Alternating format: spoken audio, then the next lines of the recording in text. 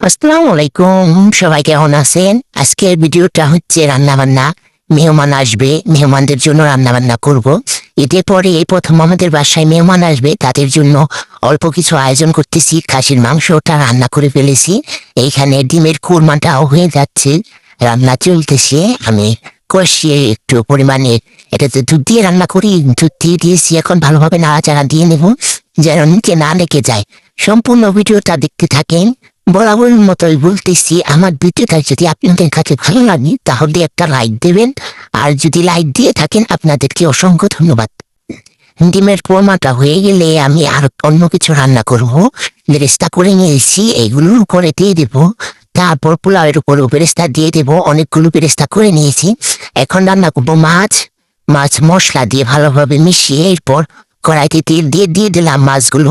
মাছগুলো উল্টে পাল্টে ভালোভাবে ভেজে নিতে হবে। এটা দিয়ে আমি বেগুন ফ্রাই করব। আসলে এই মাছ দিয়ে বেগুন ফ্রাই করতে অনেক ভালো লাগে, খেতে অনেক মজা লাগে। আর এই দেখেন ডিমের কোরমার ফাইনাল লুকটা কেমন হয়েছে। আর খাসির মাংসটা তো আমি প্রথমে রান্না করে নিয়েছি। প্রচন্ড গরমের মধ্যে রান্না করা কিন্তু খুব কঠিন।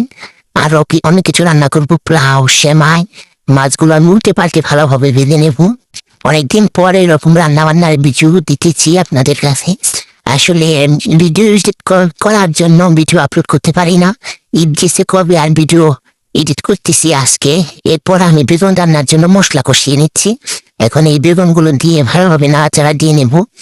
নাড়াচাড়া দিয়ে ঢাকনা দিয়ে ঢেকে দিতে হবে, না হলে সিদ্ধ তাড়াতাড়ি হয়ে যাবে ঢাকনা দিয়ে ঢেকে দিলে। আপনারা কি বেগুন প্রেম পছন্দ? এই তো বেগুন প্রেমটা প্রায় হয়ে গেছে, আমি মাছগুলো ঢেলে নিলাম। আসলে মাছ মাংস এইগুলো মেহমানদের জন্য রান্না করতেছি, ভালোভাবে মিশিয়ে নেব। আসলে এই বেগুন বিরানটা অনেক মজা হয়েছিল।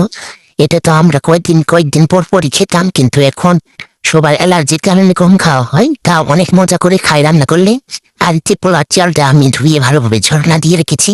এই তো আমার বেগুনের তরকারিটা আমি নামিয়ে নিয়েছি, দেখেন কেমন হয়েছে। এখন এই বড় হাঁড়িতে আমি পোলার চালটা ভিজে নেবো ভালোভাবে। পোলার চাল না ভাজলে কিন্তু তেমন একটা মজা লাগে না।